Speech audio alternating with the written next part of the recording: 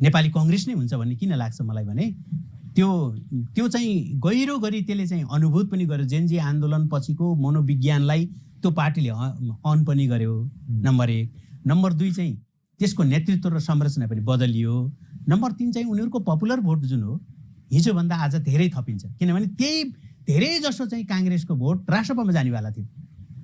गगन थापाले चाहिँ त्यो के गरिदियो भने रोकेनन् मात्रै बढाइदिए कि त्यो आफ्नो चाहिँ पपुलर भोट पनि बढाए हैन।